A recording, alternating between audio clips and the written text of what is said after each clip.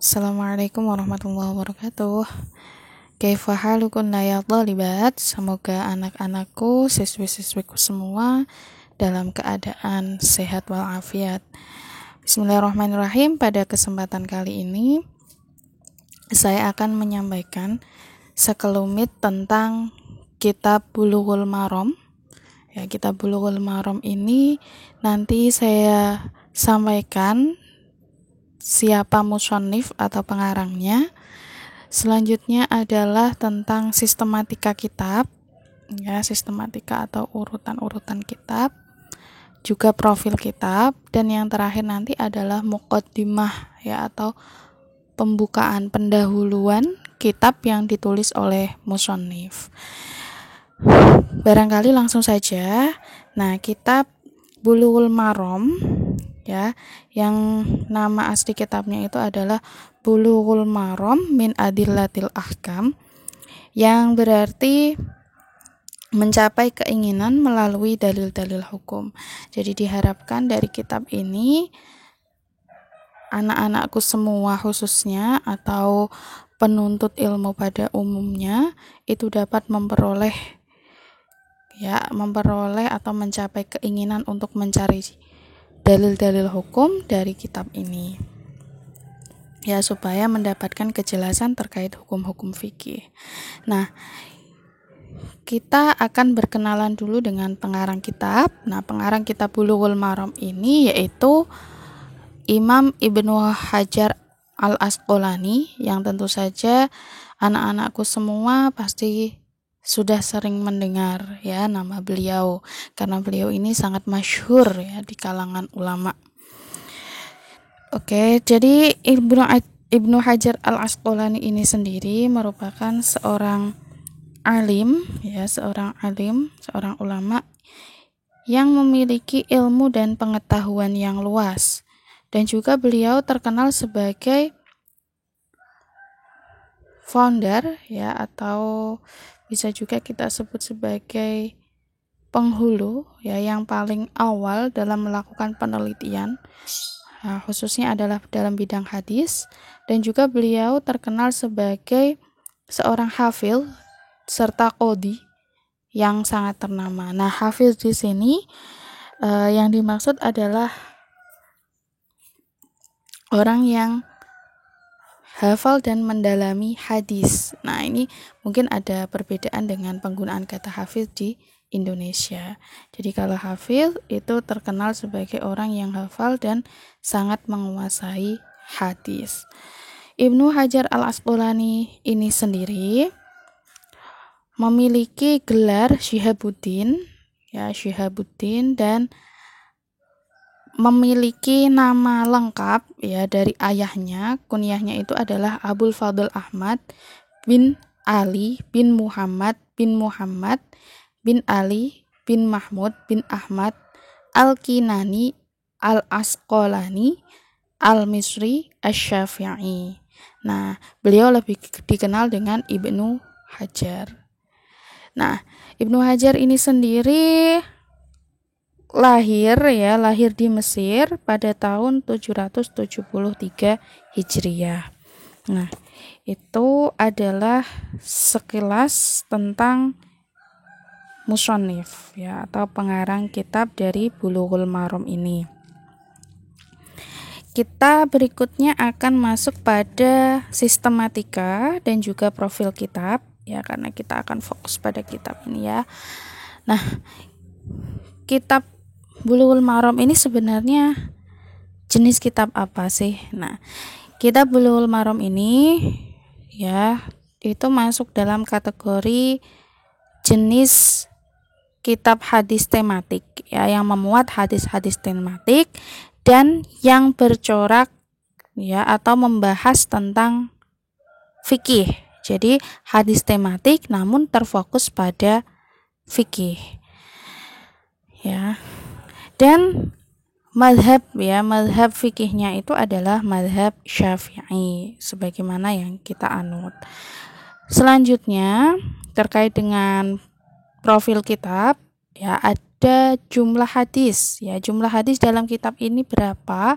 Nah, ini ada khilafiyah ada yang menyatakan jumlah hadisnya adalah 1371 hadis, ada pula yang menyatakan 1596 hadis. Nah, nanti anak-anakku semua bisa menghitung ya secara manual kira-kira yang lebih tepat itu yang mana. Yang berikutnya ya, rujukan utama dari kitab hadis ini yaitu mengambil dari 7 kitab ya, 7 kitab imam ya, imam yang terkenal, yaitu imam 7 yang memiliki kitab itu. Teman-teman anak-anakku semua pasti sudah hafal ya siapa 7 imam yang memiliki kitab itu. Nah, berarti rujukannya adalah dari 7 kitab hadis, yaitu Sahih Bukhari, Sahih Muslim, Sunan Abu Dawud, Sunan Tirmidzi, Sunan Nasai, Sunan Ibnu Majah, dan Musnad Ahmad bin Hambal. Nah, ada 7 kitab yang dijadikan rujukan dalam kitab Bulughul Maram ini. Berikutnya tentang profil kitab ini juga, yaitu menyangkut kelebihan. Nah, kelebihannya apa saja sih? Yang pertama yaitu menjadi dasar fikih ya, menjadi dasar fikih mazhab Syafi'i. Berikutnya yang kedua menyebutkan kualitas hadis. Jadi dalam kitab hadis ini ya, kitab Bulughul Maram ini disebutkan tentang kualitas hadis, baik itu nanti sahih, hasan maupun dhaif. Berikutnya kelebihannya lagi ya, musannif yaitu Imam Ibnu Hajar memasukkan takhrij hadis ya, takhrij hadis yaitu hadis-hadis yang berasal, misalnya ya, satu hadis disebutkan di dalam kitab tersebut, kemudian dijadikan pembanding ya, perbandingan dari kitab lain dengan hadis yang setema. Ya, tujuannya adalah untuk menambah wawasan kita, menambah referensi kita terkait dengan hadis tersebut. Jadi nanti misalkan hadis tersebut dikeluarkan oleh Imam Bukhari. Nah, di bagian bawah ya diberikan footnote, ya diberikan catatan kaki takhrij hadis, yaitu pembanding hadis dari kitab yang lain, misalnya dari Sahih Muslim, dari Musnad Ahmad bin Hambal, dan lain sebagainya. Nah, berarti itu menunjukkan bahwasanya hadis tersebut tidak hanya terletak dalam kitab Sahih Bukhari saja, namun juga ada banyak kitab hadis. Nah, dari sini sebenarnya kalian bisa menyimpulkan ya tentang kealiman beliau terhadap hadis-hadis ini, bahkan sampai sedetail itu ya. Berikutnya, kitab Bulughul Maram ini digunakan secara luas oleh umat Islam di seluruh dunia ya, tanpa memandang mazhab ya. Jadi dalam arti mereka dari mazhab manapun itu sangat antusias untuk menggunakan kitab Bulughul Maram ini sebagai rujukan terkait ilmu fikih. Berikutnya kita masuk pada sistematika kitab. Nah, sistematika kitab Bulughul Maram ini ya, Bulughul Maram ini terdiri dari 16 bab ya, atau kalau dalam bahasa Arabnya itu 16 kitab yang diawali dari Kitabut Thaharah sampai Kitabul Jami'. Nah, jadi ada 16 bab dengan banyak sekali subbab. Nah, jadi sebagai contoh nanti kalian bisa cross check, bisa buka kitabnya sambil membuka kitab. Nah, dalam kitab Bulughul Maram ini misalnya Kitabut Thaharah atau bab Thaharah itu terdiri dari beberapa subbab. Di antaranya adalah Babul Miyah ya, bab tentang air, kemudian bab tentang bejana atau aniyah, ada juga bab tentang najis, bab tentang wudu.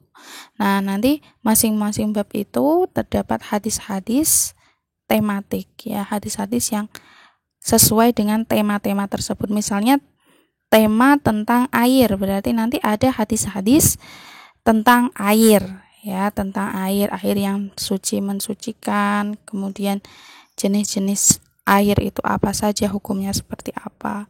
Kemudian juga misalkan tadi subbab tentang najis. Nah, najis juga sama, ada hadis-hadis tentang najis juga tercantum dalam kitab ini. Begitu ya, jadi ada 16 bab, nanti kalian bisa hitung kembali ya, di cross check, coba dihitung kembali ada berapa bab atau kitab ya. Kalau di dalam kitabnya itu disebut kitabut thaharah, kitabul aniyah, kitabun najasah dan lain sebagainya. Berikutnya tadi sudah kita sebutkan ya, jadi untuk sistematikanya kitab hadis ini memuat ribuan hadis dengan jumlah yang sudah kita sebutkan tadi. Nah, hadisnya variatif ya, kualitasnya itu variatif. Ada yang sahih, ada yang hasan, ada yang dhaif. Dan setiap kualitas tersebut beliau selalu menekankan untuk memberikan penjelasan. Jadi siapa yang mendhaifkan, ya, siapa yang mendhaifkan hadis ini, atau alasan dhaifnya apa, ya, dan lain sebagainya. Atau kalau misalkan sahih, ini dasarnya apa, itu sekilas diberikan gambaran terkait dengan hal tersebut. Selanjutnya, nah ini yang unik juga ya, dalam kitab hadis ini beliau menggunakan istilah-istilah khusus ya, istilah-istilah khusus untuk menyebut mukharrij atau orang yang mengeluarkan hadis ya, orang yang mengeluarkan hadis atau orang-orang bisa kita sebut juga sebagai rawi terakhir ya, yaitu para pengarang kitab itu ya. Nah, yang pertama ada sebutan rawahus sab'ah. Nah, rawahus sab'ah berarti diriwayatkan oleh Imam 7. Imam 7 berarti ada Bukhari, Muslim, Tirmidzi, Nasa'i, Ibnu Majah, Ahmad. Ya, kita ulangi ya. Yang pertama ada Bukhari, Muslim, Tirmidzi, Nasa'i, kemudian ada Imam Ibnu Majah, ya, Imam Ahmad. Oke. Ya, teman-teman bisa anak-anakku bisa mengulangi lagi ya, mohon maaf. Yang pertama ada Imam Bukhari, kemudian ada Imam Muslim, Imam Nasa'i, ya, ada Imam Tirmidzi, Imam Ibnu Majah, Imam Ahmad, dan Imam Abu Dawud. Jadi ada 7 ya, mohon maaf, berarti ada 7. Kita ulangi kembali, yaitu ada Imam Bukhari, Imam Muslim, kemudian ada Imam Tirmidzi, Imam Nasa'i, Imam Abu Dawud, Imam Ibnu Majah, dan Imam Ahmad. Ada 7 imam. Nah, 7 imam ini di dalam kitab Bulughul Maram itu disebutkan dengan istilah rawahus sab'ah karena diriwayatkan oleh Imam 7. Berikutnya ada istilah lagi, yaitu rawahus sittah. Ya, artinya diriwayatkan oleh 6 orang rawi. 6 orang rawi itu siapa? Yaitu 7 orang rawi selain Imam Ahmad. Nah, berarti selain Imam Ahmad ada Imam Bukhari, Muslim, Abu Dawud, Nasa'i, Ibnu Majah, ya, dan Tirmidzi, ya, ada 6. Berikutnya ada istilah rawahul khamsah yang berarti diriwayatkan oleh 5 imam. Ya, 5 imam itu siapa? Yaitu 7 orang imam selain Imam Bukhari dan Imam Muslim. Selanjutnya ada sebutan juga istilah rawahul arba'ah, diriwayatkan oleh 4 orang imam, yaitu selain Imam Ahmad, Imam Bukhari, dan Imam Muslim. Berikutnya ada sebutan rawahus salisah, diriwayatkan oleh Imam 3, Nah, ini siapa saja, yaitu 7 imam selain Imam Ahmad, Imam Ibnu Majah, serta selain muttafaqun alaih atau Imam Bukhari dan Muslim. Serta yang terakhir muttafaqun alaih, nah yang artinya adalah disepakati ya terkait hal tersebut. Nah, muttafaqun alaih ini berarti adalah 2 orang imam. Nah, yang paling terkenal yang memiliki kitab sahih yaitu Imam Bukhari dan Imam Muslim. Nah, jadi selain menggunakan kata muttafaqun alaih, biasanya juga disebutkan sahihain ya, berarti kitab tersebut didapat dari 2 kitab sahih yang artinya adalah Sahih Bukhari dan Muslim.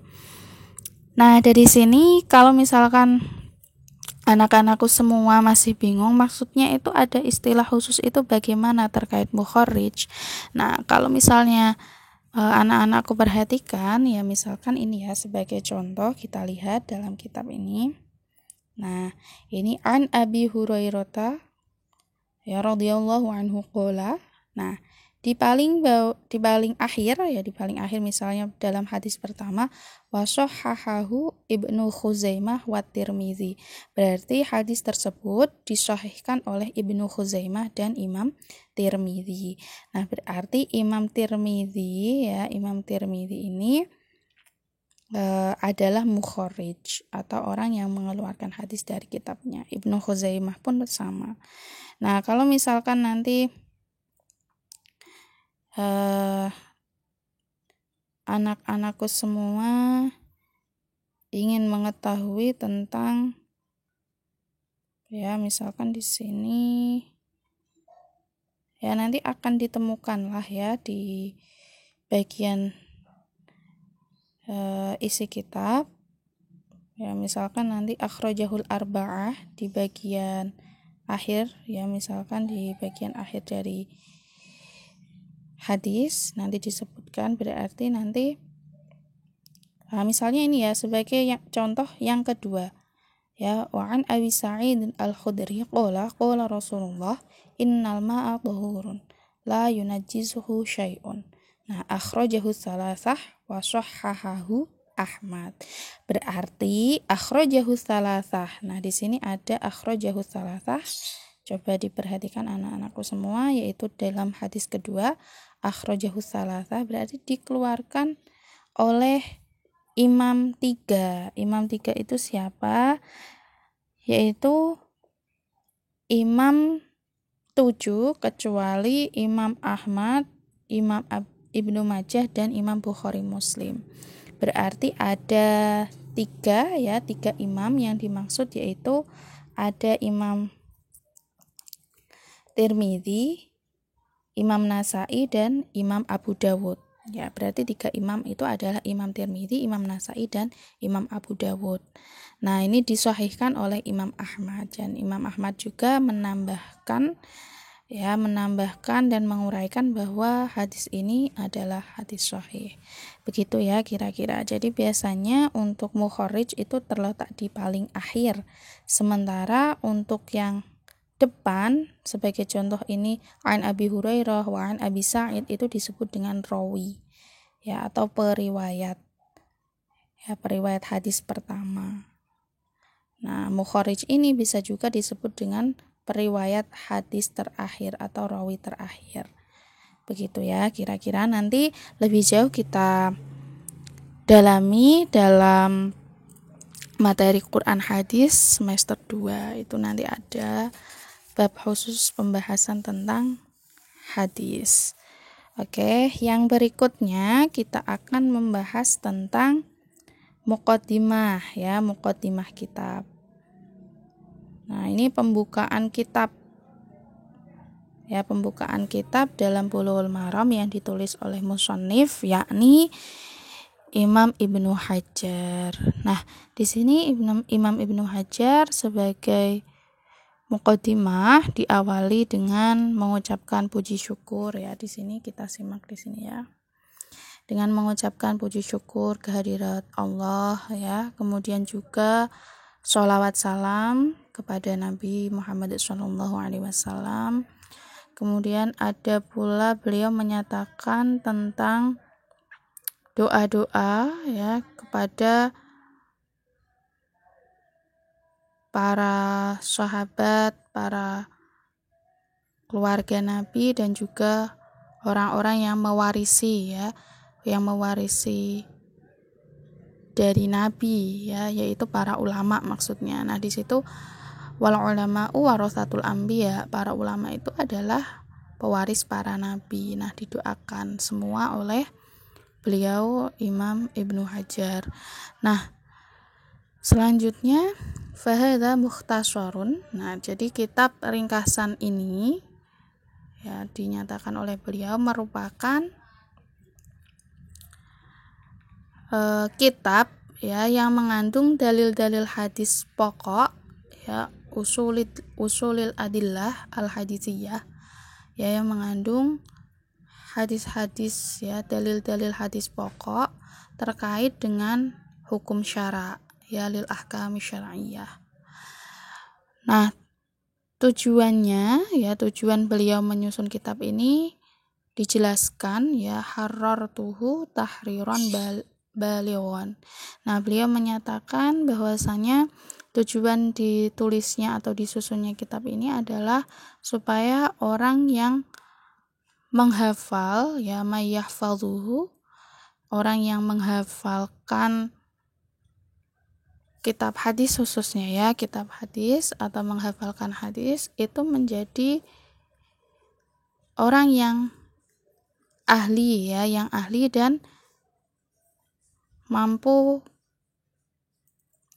dihargai oleh orang-orang ya atau teman-teman sebayanya.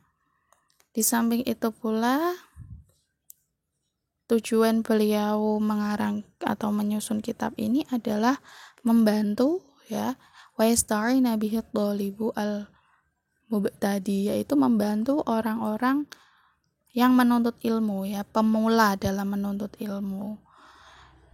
Selain itu juga ditujukan bagi orang yang membutuhkan ilmu ya, dan juga bagi mereka yang cinta ilmu ya, ar-raghibul muntahi, yang tidak ada akhirnya. Jadi para pencinta ilmu yang sangat mendalam, yang sangat kuat. Nah, jadi dalam muqaddimah kitab ini tadi ya dijelaskan yang pertama tentang doa-doa beliau ya, rasa syukur beliau kepada Allah ya, kemudian sholawat kepada Nabi, kemudian kepada para sahabat, kemudian para ulama ya, dan juga tadi beliau menjelaskan tentang tujuan disusunnya kitab ini yang ditujukan bagi para penghafal hadis supaya lebih ahli dan juga menonjol di antara teman-temannya dengan menggunakan kitab ini. Kemudian juga membantu orang-orang yang pemula dalam